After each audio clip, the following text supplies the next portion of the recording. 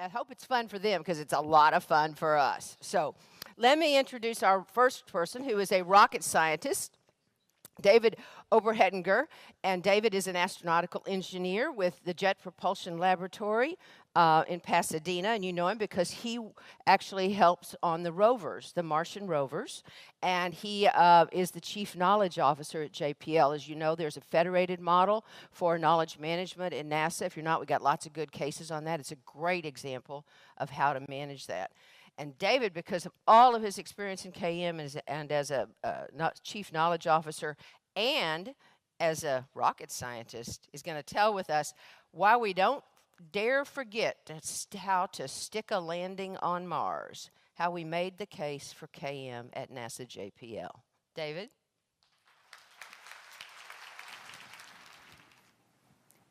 My colleagues at the NASA Jet Propulsion Laboratory near Pasadena, California, don't dare forget how to stick a landing on Mars, or forget how to operate an elderly spacecraft like Voyager that has completed its 40-year tour of the solar system and is now operating in interstellar space, or forget how to accomplish the other amazing feats that depend upon us making good use of what we know.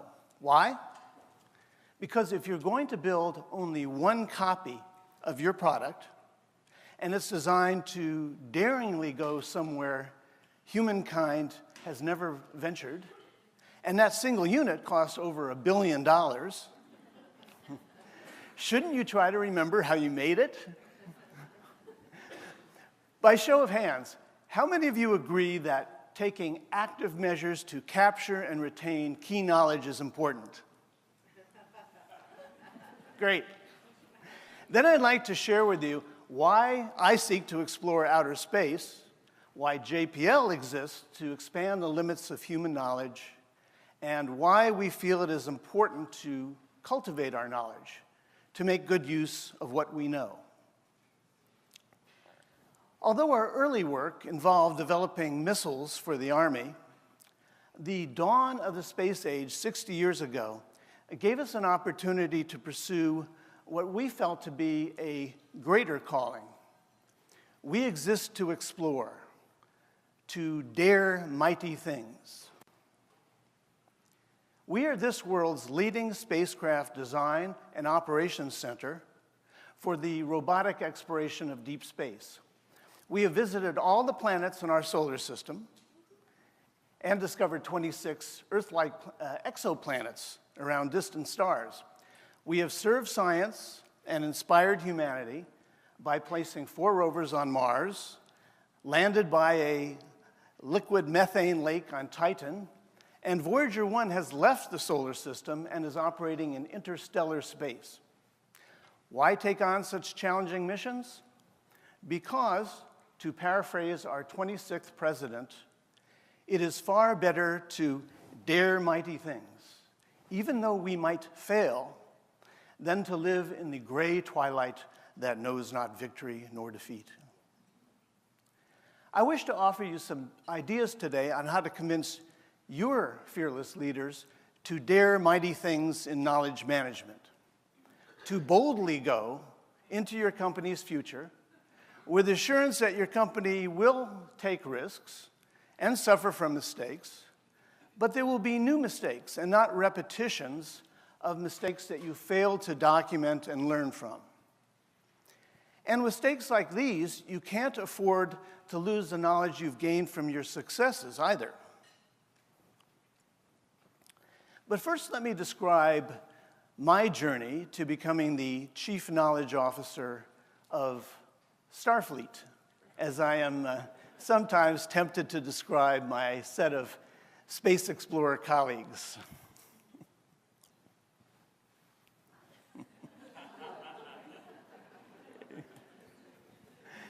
As a preteen, I was inspired by Edgar Rice Burroughs' Martian Tales about Civil War veteran John Carter, who mysteriously awakens on the surface of Mars and becomes embroiled in an epic conflict fighting beside a lovely Martian princess.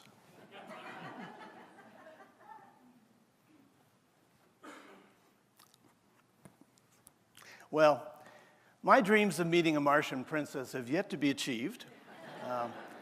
And I pursued varied, unrelated careers before I became an astronautical engineer, but a day came quite unexpectedly when I was invited to join the only team that will be the first to explore the solar system and deep space. Today, my intrepid Martian princess is named Curiosity, a Mars rover the size of a Mini Cooper that has valiantly explored Mars for 5 years and is soon to be joined by a twin sister rover. Now, how many rovers do we have operating on Mars? 4. You have it right, Kim.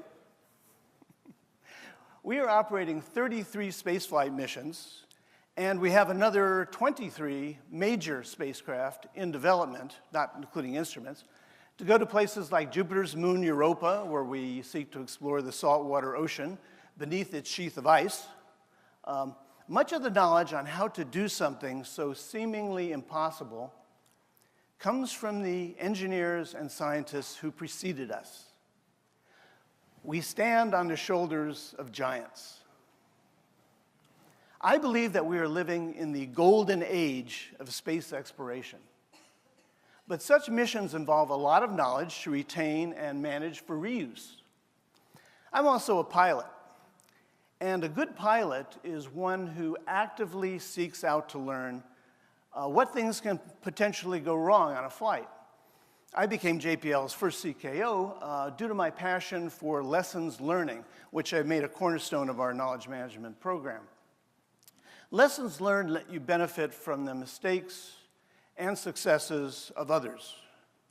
In the 2009 film Law Abiding Citizen, Gerard Butler's character states, "Lessons not learned in blood are soon forgotten." When you dare mighty things, you're also daring risky things.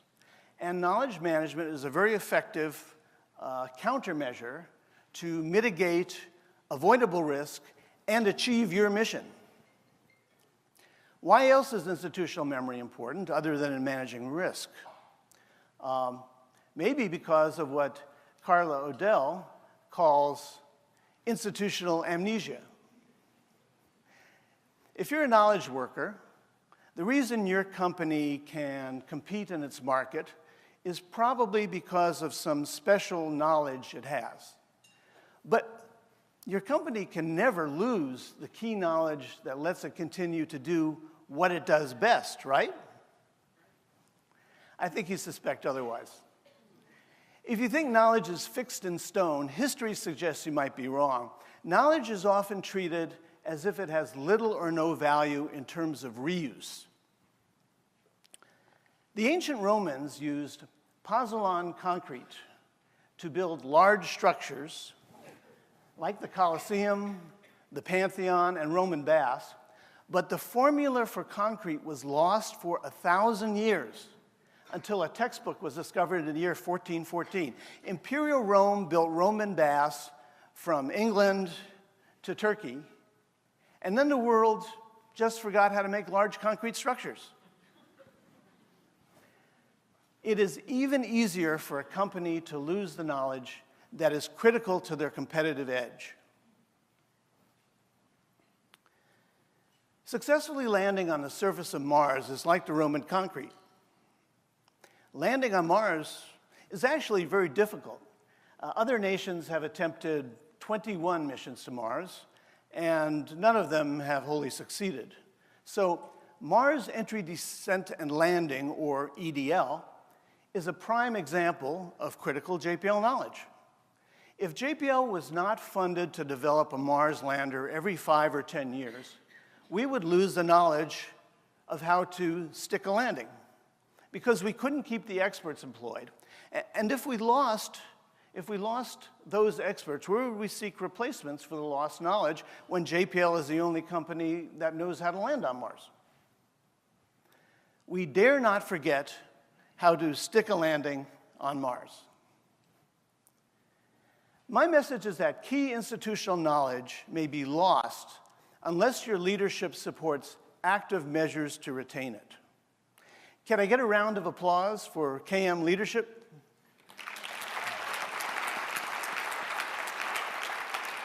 So, how did JPL leadership come to be supporters of knowledge management?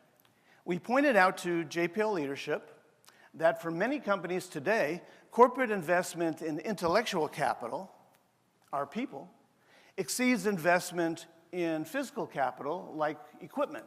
So, husbanding the content of employee brains becomes more important than maintaining valuable equipment. As all of you know, knowledge management is more than just installing the latest hot computer tool. That's because capturing critical knowledge for reuse is primarily a cultural problem, not a technical problem. Once again, I look to history to prove this point. To me, the ideal KM system may have been aboard the HMS Beagle, which set sail in the year 1831 with Charles Darwin aboard as supernumerary. It was a voyage of scientific exploration like our deep space probes. And as many of you history buffs may know, the HMS Beagle's KM system benefited from a SharePoint collaborative platform and interactive visualization for data analytics, right? Yeah, no, not really. In fact, the only books they had on board may well have been the Bible and the Code of Naval Regulations. And yet, the knowledge of how to run the ship was very effectively transferred from the experienced officers and sailors to the novices, who were most likely farm workers who had gotten drunk in a bar and woke up at sea aboard a naval vessel. So I advised our leadership, if you have $100 to spend on KM, spend $10 on tools and $90 on getting your people to talk to each other. You know, we were talking about conversations yesterday. There are also the fiscal benefits of KM. Space missions are expensive, and restoring knowledge that we fail to retain is costly. For JPL, it's also risky because the heritage knowledge we lost had already been proven in ground test and spaceflight. JPL knowledge is particularly esoteric. If we lost the knowledge of how to design electronics that can survive Jupiter's intense radiation environment, who else could we go to who knows about it? Do any of you know someone who could help out who's visited Jupiter? But that's not just JPL. Raise your hand if your company also possesses knowledge that would be difficult to replace, even if cost was not a factor. There is also the very real risk of losing critical expertise due to employee turnover. JPL engineers and scientists over age 50 outnumber those younger than 35 by almost 4 to 1. It's called the silver tsunami. And my first time at this conference, the oil and gas people told me about the great crew change. So other industries are also facing this brain drain. Additionally, I provided some examples where the value of a quick win likely exceeded the cost of our knowledge management program, such as promoting a rule that it prevents project managers from restricting access to their project library. And lastly, because NASA believes in it.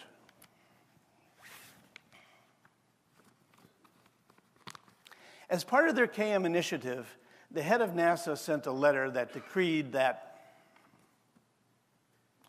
JPL shall appoint a CKO and champion knowledge management.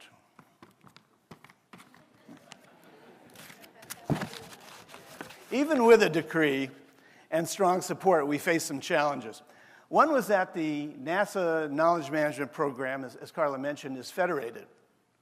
NASA promulgated a broad KM policy, but left it to each of the 10 NASA field centers, including JPL, to work out the details. This gave us great flexibility, but it also meant that NASA gave us no money, and we had to request coverage from JPL overhead funds. But the biggest challenge is that as the CKO responsible for knowledge management, I don't really manage any knowledge. Our knowledge is managed by subject matter experts in our line organization. I view my role as mainly championing an appreciation by JPL staff that knowledge has residual value beyond the project that grew the knowledge. JPL's product, our cash crop, is engineering and science, with engineering as the enabler. So our CKO function is nested within the engineering organization at JPL. I had the honor of attending the Cassini end of mission last September when we received its last signal. On the final orbit, Cassini made its fateful plunge into Saturn's atmosphere, fighting to keep its antenna pointed at Earth as it transmitted its farewell, ending the mission just 1 month shy of its 20th anniversary. Cassini did everything we asked of it. Its tanks had run dry, and its death spiral gave us unexpected insight into Saturn's atmosphere, and it also assured that Cassini would not contaminate a Saturnian moon that might host life. I'd worked on the Cassini design team 25 years ago, and among the Cassini alumni, I saw many tears. During the press conference, Julia Webster, the Cassini flight director, summed it up. Quote, "Cassini was designed by people with 30 years of experience who took the lessons learned from the Voyagers and the Galileo spacecraft and Magellan and Mars Observer and built a perfect spacecraft," end quote. 500 years from now, will anyone remember what a desktop computer was? No. But I believe history will remember the accomplishments of the first team to explore the solar system. And doing the near impossible with near perfection is what drives me.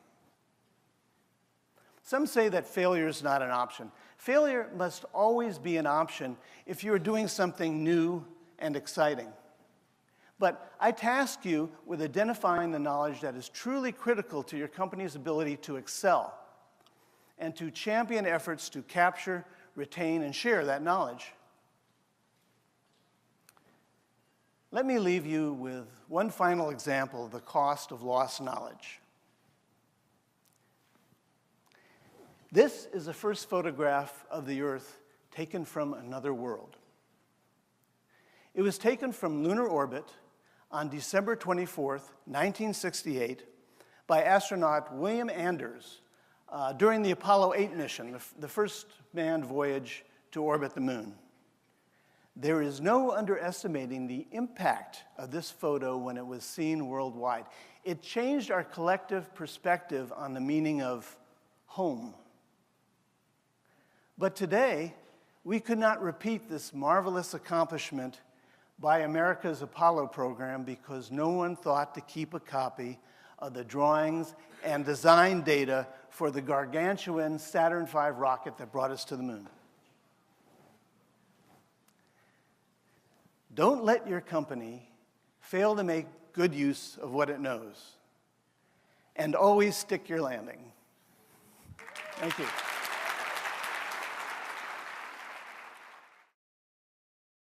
David, come on, come back here. We're not, you can't leave us. Not yet. That was fabulous. Thank you. Thanks. Thank you. Thank you for the work you do, too. Thank you. I mean, it's fabulous. They weren't stupid people back then, you know, that did that and forgot to save the drawings and so on. And there's so much knowledge being created every day. How do you decide what you're going to capture, what you're going to save? Well, yesterday Dorothy Leonard spoke of the need to capture critical knowledge. Yeah. Mission-critical knowledge was the term she used. If you're a Coca-Cola company, probably your mission-critical knowledge involves marketing, probably not engineering. Yeah. But for JPL, clearly, in order to do what we do, engineering knowledge is critical. Now, which engineering knowledge is then the question? Yeah. And I don't have the answer to that, but we certainly have subject matter experts that can answer that. So you need to put a laser focus on what's important to your company being able to continue doing what it does best. And you're using your experts to help you do that. You're not trying to, quote unquote, manage their knowledge or pretend that There's a couple things I know that, in my opinion, shall we say, that's critical. Like I mentioned, entry, descent, and landing, where if we didn't have a mission every 5 or 10 years, we couldn't keep the people employed and we would lose the ability to land on Mars. We were being very successful because we had some failures and we learned from them, and now we're pretty good at it, but it's still risky. Another thing is, because the spacecraft are so far away, if something goes wrong and we find out about it, by the time it takes a command, I mean, Voyager 1, like I said, is in interstellar space. It takes many days to get a signal out there to fix something. So we built a lot of autonomy into our spacecraft, so they can actually fix faults themselves instead of depending on the ground controllers to do it. So spacecraft autonomy is another example of what I would certainly say is critical knowledge. Yeah, that makes perfect sense. I'm interested in what you guys are interested in to ask David. We've got time for a couple of questions. I'm very interested in this whole question of the silver tsunami or the great crew change. Anybody got a question around that and what JPL might be doing with that, or any other topic right now? Here we have one down here, Kim. We might want to wait for Jonathan to come at you. I know, but they don't like it. I know you were a cheerleader in high school, Kim, but they want you to use... I can imagine that. I know that. There's this recording thing. David, you talked about your Lessons Learned program, and it sounds like a huge part of your overall KM program. Can you give us just a little more insight into how that works? Well, with this federated approach that Carla mentioned, for example, the Chief Knowledge Officer of Goddard Space Flight Center in Maryland happens to teach business school in the evening. So he focuses on the case study approach because, you know, the Harvard Business School case study approach, of which Dorothy Leonard is a very active contributor to. JPL has focused on lessons learned. In fact, our Lessons Learned Committee has met weekly since 1984. Ooh, love that. I mean, not many companies hang around that long. And we have, and the members of our Lessons Learned Committee are, like, one of them is the chief engineer of our systems engineering directorate. So they're pretty pricey people, and it's actually a fairly expensive product, the lessons learned, but we feel it's important to write really solid lessons learned, because first of all, if one lesson learned has inaccurate information, and you lose credibility for your whole process, and the other thing is they need to be readable, so they need to be written by, and you know, engineers don't really like to write. Jim, you may be an exception, but yeah. there, but yeah. My colleague from Johnson Space Center. You know, generally engineers prefer working in the laboratory, and so, but your lesson learned has to be well written, maybe with graphics, so that people will want to read it. Yeah. So it has to draw them in. But yeah, I think lessons learned is a hallmark of a mature organization. Yeah. Got one over here. Good. Got a minute. Remind people who you are and where you're from. Good morning. My name is Roya Maher from A3L Federal Works. So I definitely believe in utilization of lessons learned, and we have done it in a couple of our programs. What is your way in NASA of making sure you share that with all the employees, participants? Like, yeah, how do you spread the word, and what is your methodology for them to have access to it and to use it? Yeah, everybody? there's a lot of criticism of lessons learned systems that they're data morgues. And you put all this information there and no one goes to it because there's so many competing sources of information. So what we did, which I thought was a little bit clever, you can't depend upon the proper engineer reading the appropriate lessons learned at the appropriate point in the life cycle of a project to actually implement it. So lesson learned says, well, don't use brake coat lubricant on titanium propellant check valves. Well, early in the project, you don't know if you're going to use titanium or stainless steel check valves. I mean, you know. So you can't really depend upon it being someone taking the initiative to actually implement the recommendations and lesson learned. So what we do is we have these two engineering Bibles, the design principles and the flight project practices. The design principles covers design, what we do on every project, you know, like technical margins and so forth. And the other document is test and quality assurance and so forth. So what we've done is we've cross-referenced, you know, every rule in there. It says, well, you shall do this. And so we have several examples. We have hot links to lessons learned that provide rationale for that statement. Oh, okay, you're supposed to do that. Why? You know, particularly our millennials, you know, they read this. And, you know, the older, the more senior JPLers, I'm sorry, the more senior JPLers have been experience the actual failure that maybe in there they know quite well why you have that, that lesson learned. But the millennials might not. And so if you provide some rationale, they say, oh, okay, well, I'm not sure I agree with it, but I can understand, at least you have a reason for it, and the reason makes a little sense, so, yeah. Yeah. So the answer is to actually actively infuse the lessons learned into your business practices and procedures. All right, we have time for one more quickie. Okay, one there. Good morning, Marcy Ballard from Army. The tsunami that you're talking about with having 4-to-1 over 50 to the younger generation, how are you trying to recruit, as well as are you engaging at all in the education system to get folks interested and inspired? Yeah, well, of course, STEM is, or STEAM is you know, science, technology, arts, engineering, and math, is certainly emphasizing that is important. But one thing we're doing is, like in the summer, they have this indoctrination session for interns. And they're college students who come to JPL to work for the summer. And it's like a herd that would run you over now. I mean, it used to be, you know, just a couple hundred, and now it's like over 600 of these interns that we have. And they're actually involved, you know, they're actually given a technical task and a mentor to work with. And so that they're actually doing something useful, and they're paid for it.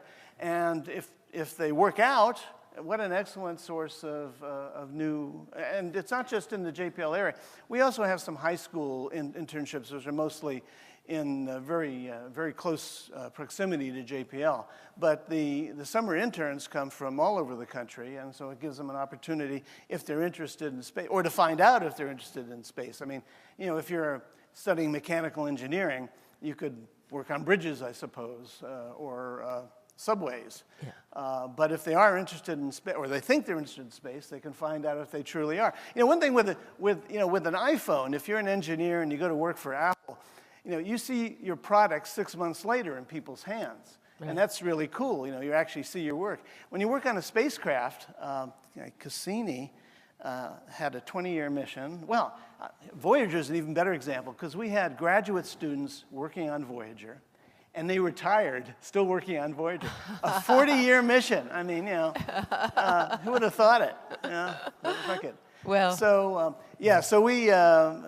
so it's a much longer period in many cases. It can take 8 years to get out to the planet that you're interested in exploring. Yeah. So it's not like the iPhone. Well, I would like to know where the form is to apply to be an intern at JPL. Okay. Well, welcome you. Thank you, David. Thank you.